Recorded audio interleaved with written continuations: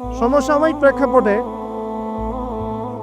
বিশেষ করে শেষ 100 বছরে যখন থেকে অটোম্যান এম্পায়ারদের ডিফিট করা হয়েছে 1921 সালের পর থেকে এই ট্রেন্ডটা খুব বেড়ে গেছে। নবী করিম সাল্লাল্লাহু আলাইহি ওয়াসাল্লামের পবিত্র চরিত্র নিয়ে এখন যে যার মতো করে ব্যাখ্যা করার প্রয়াস পেয়েছে আর কি। যদিও এটা আবু লাহাবের সুন্নাহ, আবু জাহেলের সুন্নাহ, এটা উতবা বিনতে আমের আরেকজন ছিল, উতবা বিনতে আবু মুঈদ, আরেকজন ছিল সাল্লাম বিন আবু হুকাইদ, আরেক ব্যক্তি ছিল আশনাক বিন শারিক, এরকম কিছু একটা তার নাম। এই সব মানুষরা ছিল আইয়ামে জাহিলিয়াতের মধ্যে। এই মানুষদেরই সুন্নাহ আর কি এখন নতুন করে চালু করা হচ্ছে বিভিন্ন জায়গায়। মুক্ত চিন্তার নামে, বাক স্বাধীনতার নামে, কলম চর্চার নামে, বিভিন্ন নাম দিয়ে আমরা এখন নবী সাল্লাল্লাহু আলাইহি ওয়াসাল্লামের পবিত্র চরিত্র নিয়ে যা ইচ্ছা তাই কথা বলার চেষ্টা করছি বা দুঃসাহস দেখাচ্ছি।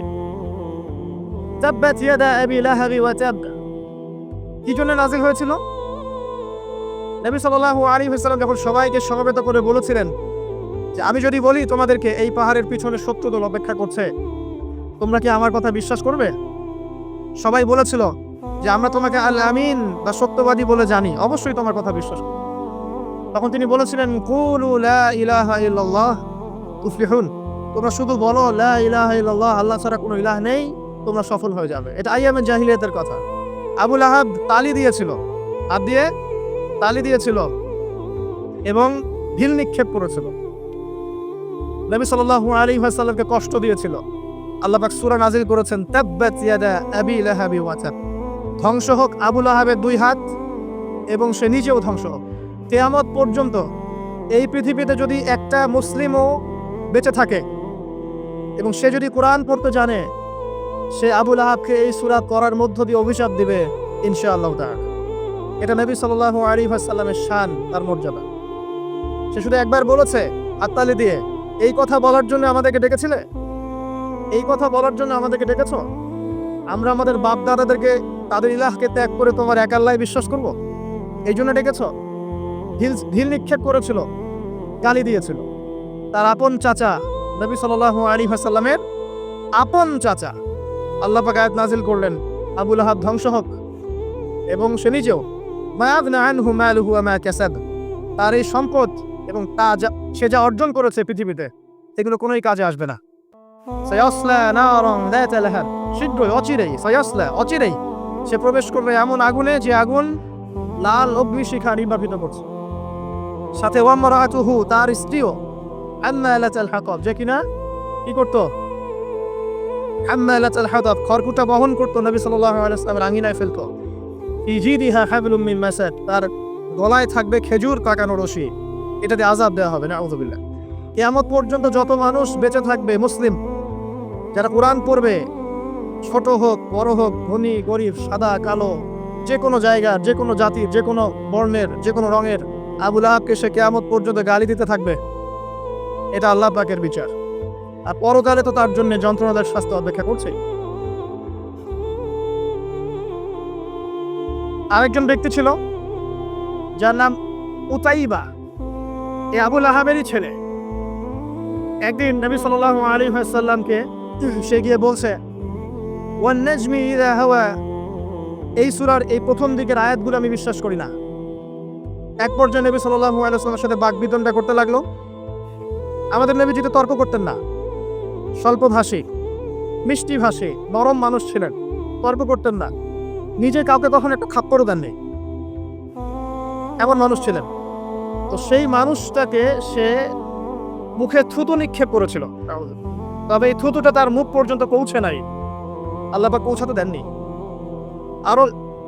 আরো কষ্ট দেওয়ার জন্য তার জামা টানা হেঁচড়া করছিল। আর রাহিকুল মাখতুম বইয়ের মধ্যে আছে, পড়ে দেখবেন, আল্লামা সফিউর রহমান মোবারকপুরি রাহিমাহুল্লাহ রচিত আর রাহিকুল মাখতুম, যেটা 1187টা বা 85টা বইয়ের মধ্যে ফার্স্ট প্রাইজ পেয়েছে, প্রথম স্থান অধিকার করেছে এই বই।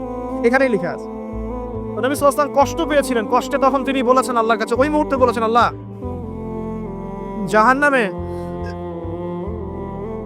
জাহান্নামে তোমার যে কুকুরগুলো আছে, জাহান্নামে কুকুর আছে আযাব দেওয়ার জন্য, এগুলোর মধ্যে একটা এর পিছনে আল্লাহ তুমি লেলিয়ে দিও। এটা বদদুয়া করেছেন নবী সাল্লাল্লাহু আলাইহি ওয়াসাল্লাম। আমাদের কিছু সুশীল আছে, তারা বলতে চায় যে নবী সাল্লাল্লাহু আলাইহি ওয়াসাল্লাম কখনো কটু ভাষা ব্যবহার করতেন না, কখনোই না। প্রয়োজন বোধে নবী সাল্লাল্লাহু আলাইহি ওয়াসাল্লাম বদদুয়াও করেছেন। প্রয়োজন বোধে নবী সাল্লাল্লাহু আলাইহি ওয়াসাল্লাম টানা 1.5-2 মাস ধরে বদদুয়া করেছেন। কোথায়? রাজির ঘটনা। রাজি একটা ঝর্ণার নাম বা একটা কূপের নাম, এক একজন এক একভাবে ব্যাখ্যা করে। এখানে 10 জন সাহাবীকে চোরাগুপ্তা হামলা চালিয়ে হত্যা করা হয়। একদল লোক এসে বলেছিল, আপনার সাহাবীদের মধ্যে এমন কিছু সাহাবীকে পাঠান যাদেরকে আমাদের কওমে নিয়ে গেলে ইসলাম শেখা যাবে, মুআল্লিম। নবী সাল্লাল্লাহু আলাইহি ওয়াসাল্লাম 10 জন সাহাবীকে পাঠিয়েছিলেন। এই 10 জনকে ট্র্যাপে ফেলে, এখন যেমন মুসলিমদেরকে ট্র্যাপে ফেলে হত্যা করা হয়, ট্র্যাপে ফেলে 10 জনকে হত্যা করা হয়। 3 জন ভাগ্যবশত বেঁচে যান, পাহাড়ের উপরে আশ্রয় নেন। তাদেরকে বলে, তোমরা নেমে আসো, তোমাদেরকে ছেড়ে দিব। তারা তীরের আঘাতে ক্ষতবিক্ষত ছিলেন। তারা মনে করলেন হয়তোবা তার অঙ্গীকার রক্ষা করবে, নেমে আসলেন। নামার সাথে সাথেই তাদেরকে বেঁধে ফেললো, মক্কায় বিক্রি করে দিল। তাদের মধ্যে একজনের নাম খুবাইব রাদিয়াল্লাহু আনহু। খুবাইব রাদিয়াল্লাহু আনহু, যার নাম আমাদের যুব সমাজ জানে না। আমাদের যুব সমাজ শাহরুখ খানের নাম জানে, খুবাইব রাদিয়াল্লাহু আনহুর নাম জানে না। যাকে মক্কার সবার সামনে, একটা গাছের নিচে মক্কার সবার সামনে শুলদণ্ড দিয়ে হত্যা করা হলো। শুলদণ্ড মানে পিছনের রাস্তা দিয়ে কিছু একটা লোহার দণ্ড প্রবেশ করিয়ে মাথা দিয়ে বের করে দেওয়া। এই দণ্ড দিয়ে তাকে হত্যা করা হয়েছে। হত্যা করার আগে তাকে বলা হয়েছে, তুমি কি চাও? সে বলেছে, আমি 2 রাকাত নামাজ পড়তে চাই। এবং নামাজটাকে সংক্ষিপ্ত করেছে। সংক্ষিপ্ত করে সে হাত তুলে আল্লাহর কাছে দোয়া করেছিল, আল্লাহ, উপস্থিত যারা আছে এদের একটাকেও তুমি ছেড়ো না। ওয়াকতুলহুম বাতাদা, তাদের সবাইকে তুমি সবগুলাকে এক জায়গায় করে হত্যা করো। দেখা গেছে ওই সবার লাশ বদরের কূপে পড়েছিল। বদরের পরেও যে যুদ্ধগুলো হয়েছে এগুলোতে এরা মারা গেছে। বদরের পরে যে যুদ্ধগুলো হয়েছে এরপরে এগুলো মারা গেছে। আসলে ঘটনাটা বদরের পরেই সম্ভবত। যাই হোক, আমি যেটা বলতে চাচ্ছি, খুবাইব রাদিয়াল্লাহু আনহুকে তখন অপশন দেওয়া হয়েছিল যে তোমার জায়গায় যদি মুহাম্মদ সাল্লাল্লাহু আলাইহি ওয়াসাল্লামকে হত্যা করি, তুমি কি নিষ্কৃতি নিবে? সে তখন বলেছিল রাদিয়াল্লাহু আনহু যে আমার জায়গায় মুহাম্মদ সাল্লাল্লাহু আলাইহি ওয়াসাল্লামের একটা চুলকেও যদি আঘাতপ্রাপ্ত করা হয়, আমি সেটাও বরদাস্ত করব না। এবং তিনি তখন একটা কবিতা আবৃত্তি করেছিলেন। বিভিন্ন কিতাবের মধ্যে কবিতাটা আছে, ওয়ালাস্তু বালি হিনা উক্তালু মুসলিমান, আমি কোনো পরোয়াই করি না যখন আমাকে মুসলিম হিসেবে মৃত্যু দেওয়া হচ্ছে। আলাই জামিন কানাল্লাহি মাসওয়াই, যে পাশেই আমাকে পাশ ফিরানো হোক না কেন, এই পাশ আল্লাহর জন্যই। ওয়াযালিকা লিল্লাহ ওয়া ইয়াশা, তিনি এমন একজন ইলাহ যিনি চাইলে ইউবারিক আলা ফি কুল্লি শিলইন মুমাজ্জাআত, তিনি আমার দেহের প্রত্যেকটা হাড় এবং গোশতের টুকরায় বারাকা দিতে পারেন। তাকে এভাবে শহীদ করা হয়। এই 10 জনকে ট্র্যাপে ফেলে হত্যা করা হয়েছিল। খুবাইব রাদিয়াল্লাহু আনহু তাদের মধ্যে একজন। খেয়াল করে দেখেন, নবী সাল্লাল্লাহু আলাইহি ওয়াসাল্লাম এই ঘটনার পরে 1 থেকে 1.5 মাস তিনি টানা বদদুয়া করেছেন এই কওমকে যেন আল্লাহ পাক ধ্বংস করেন। ঠিক আরেকটা ঘটনা এর কয়েক মাস পরে ঘটে যায়, এর নাম বীরে মাউনার ঘটনা। বীরে মাউনা একটা জায়গার নাম, যেখানে একইভাবে দিন শেখার কথা বলে দায়ীদেরকে ডেকে নিয়ে এসে 70 জন দায়ীকে একসাথে হত্যা করা হয়েছে চাপে ফেলে। এই জিনিসগুলো হিস্ট্রির কথা মনে করিয়ে দেয় আমাদেরকে। ইসলামের ইতিহাস পড়ে দেখেন, মঙ্গলরা, ওদিকে রোমকরা, বাইজেন্টাইনরা বিভিন্ন সময় মুসলিমদেরকে এভাবে ট্র্যাপে ফেলে হত্যা করেছে। মসজিদে ঢুকিয়ে চারদিক থেকে মসজিদকে পুড়িয়ে দিয়েছে, আগুন দিয়ে দিয়েছে। এরকম অনেক ঘটনা ঘটেছে ইতিহাসে। আব্বাসীয় খেলাফতের সময় মঙ্গলরা যখন আক্রমণ করেছিল, মাত্র 40 দিনের ব্যবধানে 10 থেকে 20 লক্ষ মানুষ হত্যা করেছে, সবাই মুসলিম। একটা কথা মনে পড়ে যায় ঘটনাটা বলতে গেলেই, ওই সময় আব্বাসীয় খেলাফতের যে মানে আমির ছিলেন বা খলিফা ছিলেন, তারা মোটামুটি দুনিয়া পূজারী হয়ে গিয়েছিলেন। আর দুনিয়ার যে মোহ তাদের মধ্যে ঢুকে গিয়েছে। ধন সম্পদ জমা করে করে এক একজন স্তূপ করেছিল। তো মঙ্গল যে কমান্ডার ছিল, যে হত্যা করেছে, সে আব্বাসীয় খলিফাকে তখন হেস্টে নিয়ে এসে বলছে, কি চাও? সে বলছে, আমি পিপাসার্থ, পানি চাই। কারাগারে নিয়ে গিয়ে ওর মুখটা দুজন মিলে খুলে, দুজন দুদিক থেকে ধরে সোনার কয়েন ঢালা হয়েছে গলার মধ্যে। বলছে, খাও, এগুলো পান করো। ওই মঙ্গল কমান্ডার, যে মঙ্গল, ওই যে হালাকু খান নাম শুনেছেন, চেঙ্গিস খান, ওদের বংশধর, সে বলছিল যে এই যে ধন সম্পদগুলো তোমরা জমা করেছিলে, মুসলিমদেরকে বলছে, মুসলিম খলিফাকে, এই ধন সম্পদগুলো তোমরা যে জমা করেছিলে, এইগুলো যদি নিজেরা জমা না করে তোমাদের জনগণের কল্যাণে ব্যয় করতে, তারা আজকে তোমার পক্ষে যুদ্ধ করতো। এখন এগুলো খাও, পানি নাই। মঙ্গল কমান্ডারের কাছে শিক্ষণীয় বিষয় আছে না? যেটা বলছিলাম, নবী সাল্লাল্লাহু আলাইহি ওয়াসাল্লাম ক্ষেত্র বিশেষে বদদুয়া করেছেন। এই ব্যক্তির সম্পর্কে বদদুয়া করেছিলেন যে আল্লাহ আমাকে কষ্ট দিয়েছে, আমার মুখে থুতু নিক্ষেপ করতে চেয়েছে, আমার পোশাক ছিঁড়ে ফেলেছে, আল্লাহ তুমি তোমার জাহান্নামের কুকুরের মধ্যে একটা কুকুরকে দেখে খাইয়ে দিও। এই ব্যক্তি সিরিয়ায় গিয়েছিল ব্যবসা করতে, হঠাৎ করে রাত্রেবেলা দেখে চারপাশে বাঘ। আর এগুলো কোনো গাল গল্প না, হঠাৎ করে বাঘ চারপাশে। সে বলছে আমি মারা যাবো। তার সঙ্গী সাথীরা বলছে যে আমরা তো এখানে আছি, কোনো সমস্যা নেই, আমরা তো কিছু দেখতে পাচ্ছি না। সে বলছে না, আমি যা দেখতে পাচ্ছি তোমরা দেখতে পাচ্ছ না। রাতের অন্ধকারে ঠিকই একটা বাঘ এসে তার গলা গর্দান ছিঁড়ে নিয়ে চলে গেছে। ওই যে বদদুয়া নবী সাল্লাল্লাহু আলাইহি ওয়াসাল্লামের এই যে ফল। আরেকদিন নবী সাল্লাল্লাহু আলাইহি ওয়াসাল্লাম নামাজ পড়ছেন কাবার হাতিমে, সেজদা দিয়েছেন। উকবা বিন আবি মুঈত, একজন কাফের, ওই যে উটের বড় উটের ঘটনা জানেন না, উটের নাড়ি ভুড়ি নিয়ে এসে তার গর্দানে গলায় চাপিয়ে দিল, আর পা দিয়ে নবী সাল্লাল্লাহু আলাইহি ওয়াসাল্লামের গালটাকে ঠেসা দিয়েছিল, যাতে প্রায় তার চোখ বের হয়ে আসতেছে এমন একটা অবস্থা। যদি কাউকে এভাবে চাপ দেওয়া হয় খুব জোরে, চোখটা লাল হয়ে যাবে না? এইভাবে স্পষ্ট লেখা আছে সিরাতের গ্রন্থগুলোতে। নবী সাল্লাল্লাহু আলাইহি ওয়াসাল্লামকে এই অবস্থা থেকে উদ্ধার করলেন তার মেয়ে ফাতিমা রাদিয়াল্লাহু আনহা। আল্লাহ নবী প্রচন্ড কষ্ট পেলেন এই দিন, প্রচন্ড কষ্ট, এবং হাত তুলে তিনি একটা একটা করে নাম উল্লেখ করতে থাকেন। আল্লাহ, আবু জাহেল ইবনে হিশাম, উকবা বিন আবি মুঈত, উতবা, শাইবা, রাবিয়া, নাম উল্লেখ করতে থাকলেন। আল্লাহ, এদেরকে তুমি ছেড়ো না, এদেরকে দেখে নিও। নবীজি একবার যখন আল্লাহর সামনে বলবেন কিয়ামতের মাঠে, আল্লাহ আমার উম্মত, আল্লাহ আমার উম্মত, আল্লাহ পাক এক দোয়াতেই নবী সাল্লাল্লাহু আলাইহি ওয়াসাল্লামকে বলবেন, তোমার উম্মতের মধ্যে যার অন্তরে সরিষা পরিমাণ ঈমান আছে ওকে বের করে নিয়ে আসো। সেই মানুষ যদি বদদুয়া করে নাম ধরে, তাদের কি অবস্থা হবে এবার চিন্তা করেন। সেই মানুষের শান, তার মর্যাদা, তার চরিত্র নিয়ে কেউ যদি কথা বলে, কটূক্তি করে, তার অবস্থা পরকালে কি হবে চিন্তা করেন। দুনিয়াটা হয়তো কিছু হবে না, হয়তো পার পেয়ে যাবে, এই দুনিয়াটা চূড়ান্ত ফলাফলের জায়গা নয়। আর মুসলিমরা এখন দুর্বল, তাদের আল্লাহর কাছে দোয়া করা ছাড়া এখন কোনো অপশনও নাই। দোয়ার অনেক অনেক ক্ষমতা আছে। নবী সাল্লাল্লাহু আলাইহি ওয়াসাল্লাম দোয়া করলেন, এই 10 জন ব্যক্তির লাশ বদরের প্রান্তরে পাওয়া গেছে। আবু জাহেল দেখবেন বদরের নিহত হয়েছে, উতবা, শাইবা, সবগুলা বদরের কূপে। এবং কূপে যখন তাদেরকে ফেলা হয়েছে, নবী সাল্লাল্লাহু আলাইহি ওয়াসাল্লাম কূপের পাশ দিয়ে যাওয়ার সময় বলছিলেন, তোমরা কি তোমাদের জাযা পেয়ে গেছো? তখন সাহাবীরা বলছিল, ইয়া রাসূলুল্লাহ, তারা তো মাইয়িত, তারা তো শুনতে পাচ্ছে না, আপনি কার সাথে কথা বলছেন? নবীজি বললেন, অবশ্যই তারা আমার কথা শুনছে। আরেকজন ব্যক্তি ছিল যে নবী সাল্লাল্লাহু আলাইহি ওয়াসাল্লামকে নিয়ে এই কবিতা, গল্প, নৃত্য, মেয়েদেরকে নাচাতো, এসব তৈরি করতো, মক্কায় ছড়াতো। তার নাম আশরাক বিন শরীক। একটু বৃদ্ধ লোক ছিল, বুদ্ধিজীবী টাইপের আর কি, খুব পণ্ডিত। তো এই কাজ করতে থাকতো।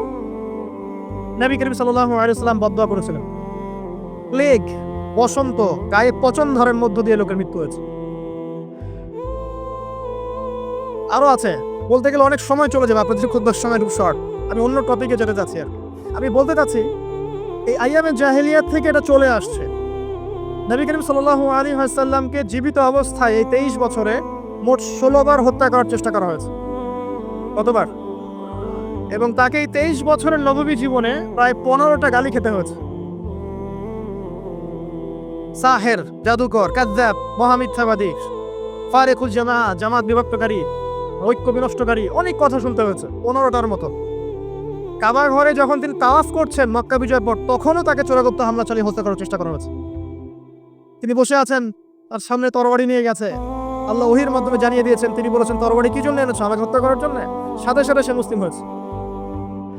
ইহুদিরা ডেকেছে, এই যে বনু নাজির গোত্র, যাদের ঘটনা সূরা হাশরের মধ্যে বর্ণিত আছে। সূরা হাশরের পিছনে দেখবেন বনু নাজিরের ঘটনা আছে। বনু নাজির এরা ডেকেছে নবী সাল্লাল্লাহু আলাইহি ওয়াসাল্লামকে, চুক্তি নিয়ে আমরা কথা বলবো, আমরা শান্তি নিয়ে কথা বলবো, এই জন্য ডেকেছে। নবী করিম সাল্লাল্লাহু আলাইহি ওয়াসাল্লাম আবু বকর ওমর রাদিয়াল্লাহু আনহু নিয়ে গিয়েছেন, দেয়ালের পাশে বসেছেন, উপর থেকে পাথর ফেলে হত্যা করার চেষ্টা করা হচ্ছে। আল্লাহ পাক জানিয়ে দিয়েছেন, তিনি সেখান থেকে চলে গেছেন। প্রায় 16 বার, আমার ছোট্ট গবেষণা, সিরাতের বইগুলো পড়ে দেখেন, প্রায় 16 বার তাকে হত্যা করার চেষ্টা করা হয়েছে। তাকে জীবিত অবস্থায় প্রায় 15টা গালি খেতে হয়েছে। কিন্তু প্রত্যেকটা বিষয়ের রিফ্লেকশন একই রকম ছিল না। মাক্কি জীবনে নবী সাল্লাল্লাহু আলাইহি ওয়াসাল্লাম প্রচন্ড সবর এবং ধৈর্যের পরিচয় দিয়েছেন, দোয়া করেছেন, বদদোয়া করেছেন, হেদায়েতের দোয়া করেছেন। কিন্তু মাদানী জীবনে যখন নবী করিম সাল্লাল্লাহু আলাইহি ওয়াসাল্লাম যখন একটা স্টেটের প্রধান, রাষ্ট্রপ্রধান, তার কাছে ইকোনমিক পাওয়ার, পলিটিক্যাল পাওয়ার, সামরিক পাওয়ার সব কিছু আছে একটা সুপার পাওয়ারের মতো। ঠিক তখন তিনি এই অপবাদগুলো সহ্য করেন নাই। একজন ব্যক্তির নাম কাব বিন আশরাফ, নবী করিম সাল্লাল্লাহু আলাইহি ওয়াসাল্লাম সাহাবীদেরকে বলেছেন ওকে মেরে চলে আসো। সাহাবীগণ এই মিশনটা বাস্তবায়ন করেছেন। ওরা একজন ছিলেন সাল্লাম বিন হুকাই, এ আর এক ইহুদি নেতা। নবীজি একদিন বলেন আমাকে কষ্ট দিয়েছে, কি আছো আমার মনে শান্তি দিতে পারো। তিনজন সাহাবী চলে গেলেন। খায়বারের দুর্গের মধ্যে ঢুকেই তার কেসাস করা হয়েছে। সবসময় রিফ্লেকশন একই রকম ছিল না। মক্কা বিজয়ের পরে, মক্কা বিজয়ের দিন তিনি সবাইকে ক্ষমা করে দিয়েছেন আমভাবে, শুধু কয়েক শ্রেণী মানুষ বাদ দিয়ে। তার মধ্যে এক শ্রেণী হচ্ছে যারা নবী করিম সাল্লাল্লাহু আলাইহি ওয়াসাল্লামকে সারা জীবন বিভিন্নভাবে কথা, গান, লেখা, নর্তকী বিভিন্নভাবে তাকে কষ্ট দিত। ইবনু খাতাল নামে একজন ব্যক্তি ছিল, সে কাবা ঘরে গেলাফ জোরে ঝুলেছিল। ওই অবস্থায় আলী রাদিয়াল্লাহু আনহু তাকে হত্যা করেছে। আমি আপনাদেরকে বলছি না যে এটা সলিউশন, আমি এটা বলছি না আপনাদের। আমি আপনাদেরকে বলতে চাচ্ছি জীবিত অবস্থাতেই নবী সাল্লাল্লাহু আলাইহি ওয়াসাল্লামকে প্রায় 15টা গালি খেতে হয়েছে, তাকে 16 বার হত্যা করার চেষ্টা করা হয়েছে, কিন্তু সবসময় তার রিফ্লেকশন একই রকম ছিল না, প্রতিক্রিয়া একই রকম ছিল না। যখন মাক্কি যুগ, মুসলিমদের অবস্থা দুর্বল, মুসলিমদের হাতে কোনো রকম ক্ষমতা নেই, আলাদা রাষ্ট্র নেই, কোনো ইকোনমিক বেস নাই, আমরা সেখানে অনেকটাই দুর্বল, বেশ দুর্বল। বরং সেখান থেকে হিজরত করে চলে যেতে হয়েছে মদিনায়, তাই নাকি? সেক্ষেত্রে ওই জায়গায় নবী করিম সাল্লাল্লাহু আলাইহি ওয়াসাল্লাম কোনো রকম সামরিক এগ্রেশন নেন নাই, কোনো রকম সামরিক বা আঘাতের বদলে আঘাত, এই টাইপের কোনো কনক্লুশনে তিনি যাননি। সবর করেছেন, বদদোয়া করেছেন। যেমন আমি বললাম আমাদের করণীয় এখন এটাই, সবর করতে হবে, আপনাকে বদদোয়া করতে হবে, আপনি নিজের রাসূলের আদর্শের উপর থেকে দেখাবেন, ইত্যাদি ইত্যাদি। এখন আপনার সেই ক্ষমতা নাই, সিম্পল। এখন আপনি এরকম কোনো ইনিশিয়েটিভ নিতে যাবেন না। এই অবস্থায় আপনি এরকম কোনো ইনিশিয়েটিভ নিতে যাবেন না যেমনটা নবীজি মদিনায় নিয়েছিলেন, তাহলে মুসলিমরা উল্টা ক্ষতির মধ্যে পড়তে পারে, বরং জমিন মুসলিমদের জন্য আরো সংকুচিত হয়ে আসতে পারে। কিন্তু মদিনার যুগে নবী সাল্লাল্লাহু আলাইহি ওয়াসাল্লামের যখন সেরকম ক্ষমতা ছিল, তখন তিনি অ্যাকশন অন্যরকম নিয়েছেন। যদি কখনো এই জমিনে আল্লাহ পাক ইসলামকে আবার সেই জায়গায় নিয়ে যান, তখন সে অ্যাকশন নেওয়া হবে। চোরের যে হাত কাটে, চুরি করলে হাত কেটে দেওয়া হয়, এটা কি আপনি এই ধরনের কোনো সিচুয়েশনে বাস্তবায়ন করতে পারবেন? পারবেন না, সিম্পল, বিকজ এটা ইসলামিক স্টেট নয়। যদি কোনো জায়গায় আল্লাহ পাক এই পৃথিবীর কোনো জায়গায় ভবিষ্যতে কোথাও এরকম কোন স্টেট কায়েম করেন, আল্লাহ চাইলে করতে পারেন, আল্লাহ চাইলে পারেন, যেটা এখন মোটামুটি বলতে গেলে সারা বিশ্বে কোথাও নাই। যেখানে যেখানে আছে একটু আইওয়াসি, আমার কাছে এটা আইওয়াস। কারণ চোরের হাত কেটে যদি আমি ইহুদিদের সাথে বন্ধুত্ব করি, তাহলে এটা কতটুকু ইসলামিক রাষ্ট্র হলো সেটা আল্লাহ ভালো জানেন। কথা বুঝতে পারছেন? চোরের হাত কাটলাম ঠিকই, কিন্তু আমি এদিকে আমার ইকোনমিক সেকশনে, সামরিক সেকশনে সব ইহুদি খ্রিস্টানদের সাথে আমি বন্ধুত্ব করে রেখেছি, এটা কতটুকু ইসলামিক স্টেট আল্লাহ ভালো জানেন। যাই হোক, ওদেরকে নিয়ে মাথা ব্যথা নাই। বিষয়টা হচ্ছে যদি কখন আল্লাহ পাক এমন কোনো জায়গা দেন মুসলিমদেরকে ভবিষ্যতে, তখন চোরের হাত ঠিকই কাটা হবে, তখন ব্যভিচারের শাস্তি ঠিকই দেওয়া হবে, জেনার জন্য বেত্রাঘাত করা হবে, ইত্যাদি ইত্যাদি। কিন্তু সেটা তো আপনি এখন করতে পারবেন না। এখন কোনো আত্মঘাতী অবস্থায় যাবেন না, এটা সবচেয়ে বড় কথা। আমার আগে সবচেয়ে প্রথম নসিহত, নবী করিম সাল্লাল্লাহু আলাইহি ওয়াসাল্লামকে নিয়ে অনেক কথাবার্তা হচ্ছে, চারপাশে হবে, এমন কোনো আত্মঘাতী পদক্ষেপ নেবেন না যাতে ইসলাম আরো সংকুচিত হয়, মুসলিমদের অবস্থা আরো খারাপ হয়। এখন কি করবেন সেটা আমি আগে বলছি। প্রথম কথা হচ্ছে, এখন আপনাকে আমাকে নিজেকে আগে নবী সাল্লাল্লাহু আলাইহি ওয়াসাল্লামের সুন্নতের উপর দাঁড়াতে হবে। আমি প্রতিদিন ক্লিন শেভ করি, আর নবী সাল্লাল্লাহু আলাইহি ওয়াসাল্লামকে কেউ কটূক্তি করেছে, তাকে নিয়ে আমার মাথা ব্যথার শেষ নাই। আগে নিজের গালে দাঁড়িয়ে নিয়ে আসো তুমি। আমি 5 ওয়াক্ত সালাতই আদায় করি না, ইসলামকে নিয়ে কেউ যদি ব্যঙ্গ করে, আমি এমন শোডাউন শুরু করি যাতে মনে হয় আমি একমাত্র পাক্কা মুসলিম, আর কেউ মুসলিমই না। আগে নামাজ পড়েন 5 ওয়াক্ত,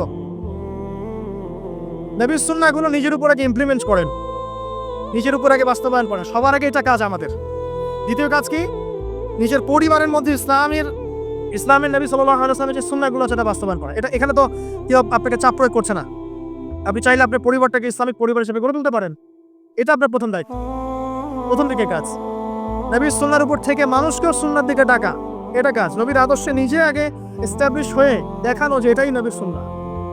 আজকে আমাদেরকে দেখলে অনেক সময় মানুষ বাজে মন্তব্য করে, মুসলিমরা যে মাপে কম দিচ্ছে, মুসলিমরা মজুদ করছে, মুসলিমরা সুদ খাচ্ছে, মুসলিমরা ঘুষ নিচ্ছে, মুসলিমরা দুর্নীতি করছে, মুসলিমদের দিকে আঙ্গুল তুলছে সবাই। এই জিনিসগুলো কি নবীর আদর্শ? আমরা তো নিজেরাই নবী করিম সাল্লাল্লাহু আলাইহি সাল্লামের আদর্শের উপর অ্যাপ্রোপ্রিয়েটলি থাকতে পারছি না? তাহলে আমরা কি সত্যিকার অর্থেই আদর্শ উম্মাহ হতে পেরেছি? আমাদের প্রথম কাজ আগে এইটা, আগে নিজের উপরে এটা ইমপ্লিমেন্ট করা। দেখবেন এভাবে যখন আমরা প্রত্যেকেই নবীর সুন্নাহ মেনে চলবো, জীবনে, পারিবারিক জীবনে, ইবাদতে, অর্থনীতিতে, সমাজে, চলাফেরায়, মুআমালাতে, দেখবেন ইনশাআল্লাহ তাআলা আস্তে আস্তে দেখবেন পরিবেশ পরিস্থিতি সব পরিবর্তন হবে। তাই প্রথম নসিহত, অনেকেই কিছু উগ্রপন্থী কমেন্ট করে থাকেন ফেসবুকে, এইটা ওইটা, এগুলোতে যাবেন না প্রিয় ভাইয়েরা। এগুলো আমাদের দিনের জন্য উল্টা ক্ষতি থেকে আনবে।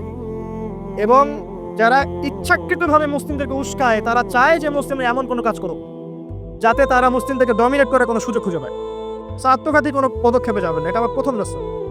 এবার আসেন আমরা কয়েকটা পয়েন্টে দেখাবো নবী সাল্লাল্লাহু আলাইহি সাল্লাম আসলে কেমন চরিত্রের মানুষ ছিলেন, কি করেছেন, এবং দিন শেষে তিনি কি পেয়েছেন, আমাদেরকে কি দিয়ে গেছেন, এবং আমাদের বেসিক্যালি তার জীবনী নিয়ে কি কি কাজ করা দরকার। আমি জাস্ট এতটুকু কথা বলে আজকে খুব শেষ করব।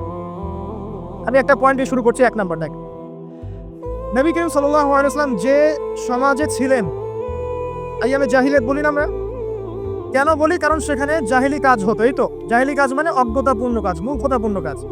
তাহলে জাহেলকে যে জাহিলিয়াতের কাজ করে সেই জাহেল, আলেমকে যে ইলম অনুযায়ী আমল করে সে আলেম, একইভাবে জাহেল সে যে জাহিলিয়াতের কাজ করে। আইয়ামে জাহিলিয়াতে নবী সাল্লাল্লাহু আলাইহি ওয়াসাল্লাম যখন নবী হচ্ছেন বা নবী হওয়ার আগে পরের সময়টা আপনি একটু সিরাত ঘাটাঘাটি করে দেখেন, দেখবেন ওখানে মেইন সমস্যা ছিল শিরক, আল্লাহ পাকের একত্ববাদের সাথে শিরকের মিশ্রণ, 1 নাম্বার। 2 নাম্বার ছিল রিবা, সুদ। সমাজের ইকোনমি পুরো সুদ ভিত্তিক ছিল। 3 নাম্বার দেখবেন মাদক, খামার, খালি মাদকের ছড়াছড়ি। 4 নাম্বার দেখবেন এই যে নারী জাতির ফিতনা, নারীর অবমাননা, নারীকে মোটেই মূল্যায়ন করা হতো না। তবে এতটুকু বলে নেই, ওই যুগেও নারীদের পোশাকটা শালীন ছিল এই যুগের চাইতে। ওই যুগেও নারীদের পোশাকটা শালীন ছিল এই যুগের চাইতে, কিন্তু ওদেরকে অধিকার দেওয়া হতো না, বৈবাহিক অর্থনৈতিক অধিকার দেওয়া হতো না। জেনা ছিল বেশি, ব্যভিচার ছিল বেশি, জুয়া এগুলো বেশি ছিল, এবং গোত্রীয় হানাহানি, দ্বন্দ্ব সংঘাত বেশি ছিল। এখন আপনি একটু ঠান্ডা মাথা চিন্তা করেন যে এই প্রত্যেকটা প্রবলেমস এখনকার বিশ্বে নাই, ওই জাহিলি যুগের চেয়ে বেশি আছে না কম আছে? এখন তাহলে কোন যুগটাকে আমরা আইয়ামে জাহিলিয়াত বলবো? ওই যুগটাই কি শুধু আইয়ামে জাহিলিয়াত, নাকি আবার জাহিলিয়াত ফিরে এসেছে? প্রতিটা জায়গায় আপনি হেঁটে দেখেন শিরকের ছড়াছড়ি আছে, ইভেন মুসলিমদের মধ্যেও আছে, মুসলিমদের ভিতরেও শিরক আছে। প্রতিটা ডিপার্টমেন্ট ঘাটেন রিবা আর রিবা। সুদ ছাড়া আমরা চলতে পারি না। সুদ খাবো আর বলবো যে নবীকে গালি যারা দিয়েছে ওদেরকে হত্যা করো, এই কথা বলছি আমরা, তাই না? নিজে আবার সুদ খাওয়া। তুমি নিজেই তো আল্লাহ এবং তার রাসূলের সাথে যুদ্ধ করছো। আল্লাহ পাক কি বলেছেন? যে ব্যক্তি সুদ ছাড়ছে না সে কার সাথে যুদ্ধ করছে? আল্লাহ এবং তার রাসূলের সাথে যুদ্ধ করছে। তাহলে কোন মুখ নিয়ে আমি কথা বলতে পারি যখন আমি নিজেই রিবা খাই? পরিবর্তনটা কোথায় দরকার ভাই? নিজেদের আগে না? আচ্ছা, এখন দেখেন সারা ওয়ার্ল্ড রিবা কেন্দ্রে। আমি এটা নিয়ে এখন ব্যাখ্যা করতে যাচ্ছি না। এরপরে মাদক, আপনারাই ভালো জানেন যে প্রত্যেকটা যুব সমাজের এই যে সেক্টর, স্কুল লেভেলের বাচ্চারা পর্যন্ত এখন ভয়াবহ সব মাদক সেবন করছে। এগুলো নামও শুনিনি আমরা কখনো। মাদকদ্রব্য নিয়ন্ত্রণ অধিদপ্তর তাদের যত কাজ করছে, ক্লান্ত হয়ে যাচ্ছে, তাও মাদক থামাতে পারছে না। প্রশাসনের লোকজন মাদকের পিছনে রেড দিতে দিতে, ভীষণ চালাতে চালাতে ক্লান্ত হয়ে যাচ্ছে। একটাকে ডিফেন্ড করছে, আরেকটা নতুন মাদক আসছে। দেখবেন এগুলো কি পরিকল্পিত না? আর যুব সমাজকে ধ্বংস করার জন্য। দেখেন ওই জাহিলিয়াত এখন নাই। নারীর যে ফিতনা, অবমাননা, এটা কি আগে চেয়ে বেড়েছে না কমেছে? এই সংক্ষিপ্ত সময় আমি ব্যাখ্যা করতে যাচ্ছি না, আপনারা ভালো জানেন বেড়েছে না কমেছে। মেয়েদের পোশাক, এখন মেয়েদের পোশাক আছে না ছেলেদের পোশাক? পোশাক করেও মেয়েরা নগ্ন থাকছে না? ফেমিনিস্ট রেভলিউশনের কারণে মেয়েরা ছেলেদের জায়গা নিয়ে নিয়েছে না?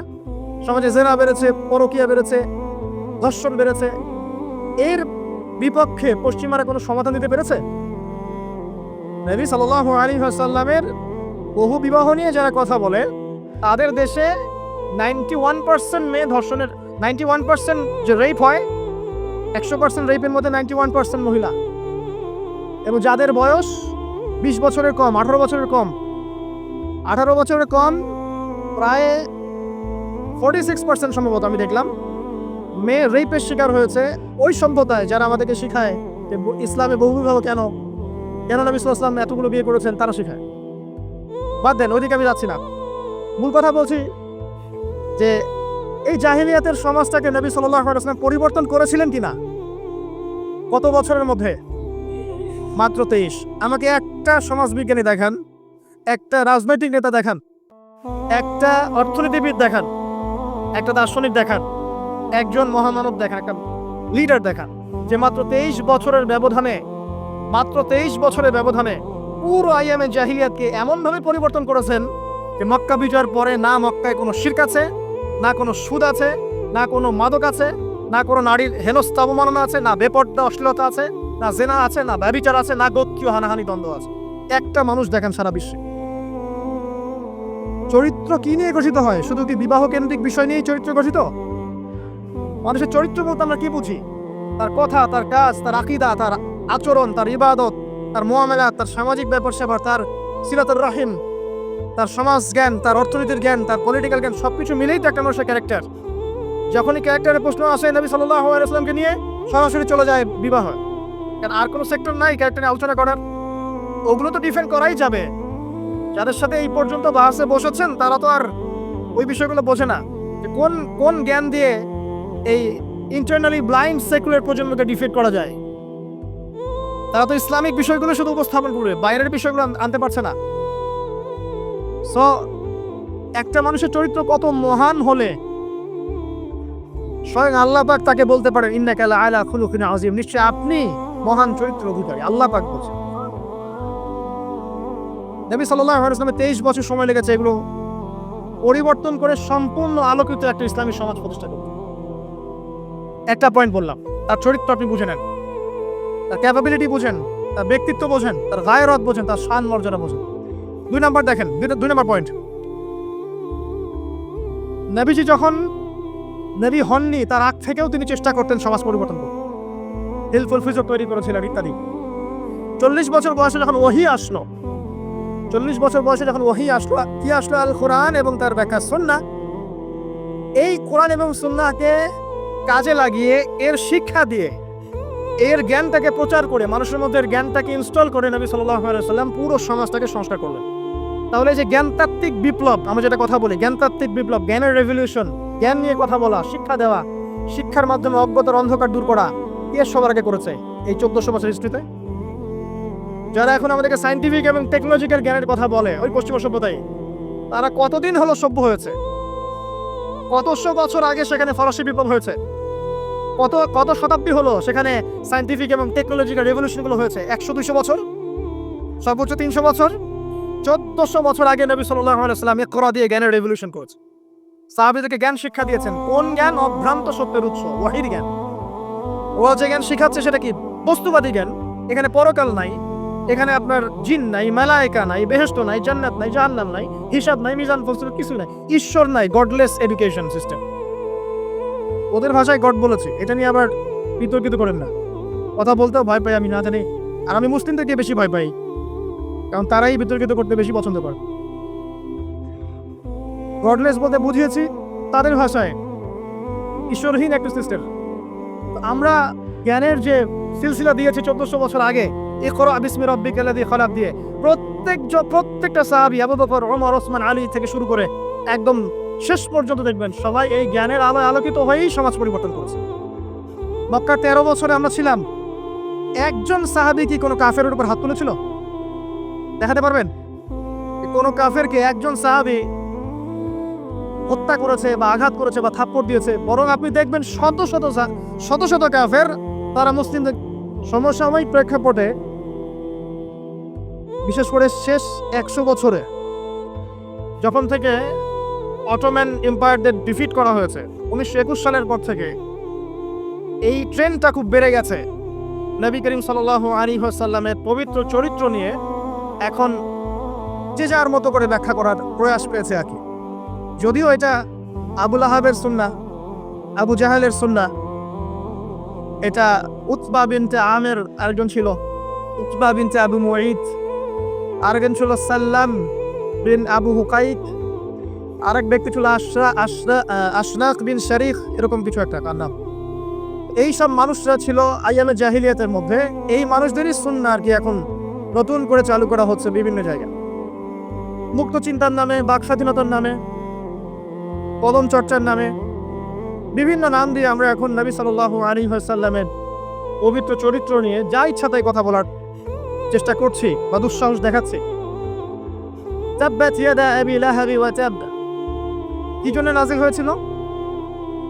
নবী সাল্লাল্লাহু আলাইহি ওয়াসাল্লাম যখন সবাইকে সমবেত করে বলেছিলেন যে আমি যদি বলি তোমাদেরকে এই পাহাড়ের পিছনে 70 দল অপেক্ষা করছে, তোমরা কি আমার কথা বিশ্বাস করবে? সবাই বলেছিল যে আমরা তোমাকে আল আমিন বা সত্যবাদী বলে জানি, অবশ্যই তোমার কথা বিশ্বাস করব। তখন তিনি বলেছিলেন কুলু লা ইলাহা ইল্লাল্লাহ তুফলিহুন, তোমরা শুধু বলো লা ইলাহা ইল্লাল্লাহ, আল্লাহ ছাড়া কোনো ইলাহ নেই, তোমরা সফল হয়ে যাবে। এটা আইয়ামে জাহিলিয়াতের কথা। আবু লাহাব তালি দিয়েছিল, হাত দিয়ে তালি দিয়েছিল এবং ঢিল নিক্ষেপ করেছিল, নবী সাল্লাল্লাহু আলাইহি ওয়াসাল্লামকে কষ্ট দিয়েছিল। আল্লাহ পাক সূরা নাযিল করেছেন তাব্বাত ইয়াদা আবি লাহাবি ওয়া তাব, ধ্বংস হোক আবু লাহাবের 2 হাত এবং সে নিজেও ধ্বংস হোক। কিয়ামত পর্যন্ত এই পৃথিবীতে যদি একটা মুসলিমও বেঁচে থাকে এবং সে যদি কোরআন পড়তে জানে, সে আবু লাহাবকে এই সূরা পড়ার মধ্য দিয়ে অভিশাপ দিবে ইনশাআল্লাহ তাআলা। এটা নবী সাল্লাল্লাহু আলাইহি ওয়াসাল্লামের শান, তার মর্যাদা। সে শুধু একবার বলেছে হাততালি দিয়ে, এই কথা বলার জন্য আমাদেরকে ডেকেছিলে? এই কথা বলার জন্য আমাদেরকে ডেকেছো? আমরা আমাদের বাপ দাদাদেরকে তাদের ইলাহকে ত্যাগ করে তোমার এক আল্লাহ বিশ্বাস করব, এই জন্য ডেকেছো? ঢিল নিক্ষেপ করেছিল, গালি দিয়েছিল। তার আপন চাচা নবী সাল্লাল্লাহু আলাইহি ওয়াসাল্লামের আপন চাচা, আল্লাহ পাক আয়াত নাযিল করলেন আবু লাহাব ধ্বংস হোক এবং সে নিজেও মা আগনা আনহু মালুহু ওয়া মা কাসাব, তার এই সম্পদ এবং সে যা অর্জন করেছে পৃথিবীতে এগুলো কোনোই কাজে আসবে না। সায়াসলা নারান যাতা লাহাব, শীঘ্রই অচিরেই সে প্রবেশ করবে এমন আগুনে যে আগুন লাল অগ্নিশিখা নির্বাপিত করছে। সাথে ওয়ামরাতুহু, তার স্ত্রীও হাম্মালাতুল হাতাব, যে কিনা কি করত? হাম্মালাতুল হাতাব, খড়কুটা বহন করত, নবী সাল্লাল্লাহু আলাইহি ওয়াসাল্লামের আঙ্গিনায় ফেলত। ফি জিদিহা হাবলুম মিন মাসাদ, তার গলায় থাকবে খেজুর পাকানো রশি, এটাতে আযাব দেওয়া হবে নাউযুবিল্লাহ। কিয়ামত পর্যন্ত যত মানুষ বেঁচে থাকবে মুসলিম, যারা কোরআন পড়বে, ছোট হোক বড় হোক, ধনী গরিব, সাদা কালো, যে কোনো জায়গার, যে কোনো জাতির, যে কোনো বর্ণের, যে কোনো রঙের, আবু লাহাবকে সে কিয়ামত পর্যন্ত গালি দিতে থাকবে। এটা আল্লাহ পাকের বিচার। আর পরকালে তো তার জন্য যন্ত্রণাদায়ক শাস্তি অপেক্ষা করছে। আরেকজন ব্যক্তি ছিল যার নাম উতাইবা, এই আবু লাহাবেরই ছেলে। একদিন নবী সাল্লাল্লাহু আলাইহি ওয়াসাল্লামকে সে গিয়ে বলছে ওয়ান নাজমি ইযা হাওয়া, এই সূরার এই প্রথম দিকের আয়াতগুলো আমি বিশ্বাস করি না। এক পর্যায়ে নবী সাল্লাল্লাহু আলাইহি ওয়াসাল্লামের সাথে বাকবিতণ্ডা করতে লাগলো। আমাদের নবী যেটা তর্ক করতেন না, স্বল্পভাষী, মিষ্টি ভাষী, নরম মানুষ ছিলেন, তর্ক করতেন না, নিজে কাউকে কখনো একটা খাপ্পড়ও দেননি, এমন মানুষ ছিলেন। তো সেই মানুষটাকে সে মুখে থুতু নিক্ষেপ করেছিল, তবে এই থুতুটা তার মুখ পর্যন্ত পৌঁছে নাই, আল্লাহ পাক পৌঁছাতে দেননি। আরো কষ্ট দেওয়ার জন্য তার জামা টানা হেঁচড়া করছিল। আর রাহিকুল মাখতুম বইয়ের মধ্যে আছে, পড়ে দেখবেন, আল্লামা সফিউর রহমান মুবারকপুরি রাহিমাহুল্লাহ রচিত আর রাহিকুল মাখতুম, যেটা 1187টা বা 85টা বইয়ের মধ্যে ফার্স্ট প্রাইজ পেয়েছে, প্রথম স্থান অধিকার করেছে এই বই, এখানেই লেখা আছে। নবী সাল্লাল্লাহু আলাইহি ওয়াসাল্লাম কষ্ট পেয়েছিলেন, কষ্টে তখন তিনি বলেছেন আল্লাহর কাছে, ওই মুহূর্তে বলেছেন আল্লাহ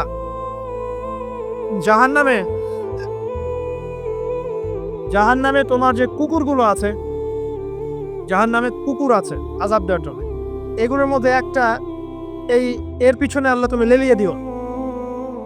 এটা বদদুয়া করেছেন নবী সাল্লাল্লাহু আলাইহি ওয়াসাল্লাম। আমাদের কিছু সুশীল আছে, তারা বলতে চায় যে নবী সাল্লাল্লাহু আলাইহি ওয়াসাল্লাম কখনো কটু ভাষা ব্যবহার করতেন না, কখনোই না। প্রয়োজন বোধে নবী সাল্লাল্লাহু আলাইহি ওয়াসাল্লাম বদদুয়াও করেছেন। প্রয়োজন বোধে নবী সাল্লাল্লাহু আলাইহি ওয়াসাল্লাম টানা 1.5-2 মাস ধরে বদদুয়া করেছেন। কোথায়? রাজির ঘটনা। রাজি একটা ঝর্ণার নাম বা একটা কূপের নাম, এক একজন এক একভাবে ব্যাখ্যা করেন।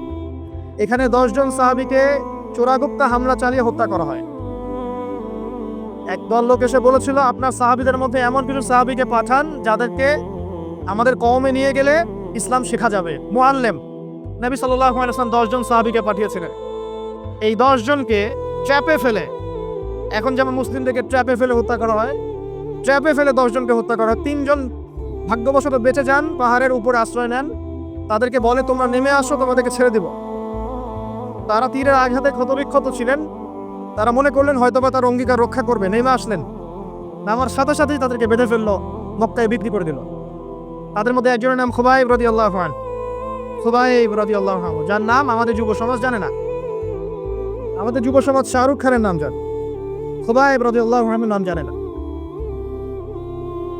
যাকে মক্কার সবার সামনে, একটা গাছের নিচে মক্কার সবার সামনে শুলদণ্ড দিয়ে হত্যা করা হলো। শুলদণ্ড মানে পিছনের রাস্তা দিয়ে কিছু একটা লোহার দণ্ড প্রবেশ করিয়ে মাথা দিয়ে বের করে দাও। এই দণ্ড দিয়ে তাকে হত্যা করা হয়েছে। হত্যা করার আগে তাকে বলা হয়েছে তুমি কি চাও? সে বলেছে আমি 2 রাকাত নামাজ পড়তে চাই, এবং নামাজটাকে সংক্ষিপ্ত করেছে। সংক্ষিপ্ত করে সে হাত তুলে আল্লাহর কাছে দোয়া করেছিল, আল্লাহ উপস্থিত যারা আছে এদের একটাকেও তুমি ছেড়ো না, ওয়াকতুলহুম বাতাদা, তাদের সবাইকে তুমি সবগুলাকে এক জায়গায় করে হত্যা করো। দেখা গেছে ওই সবার লাশ বদরের কূপে পড়েছিল।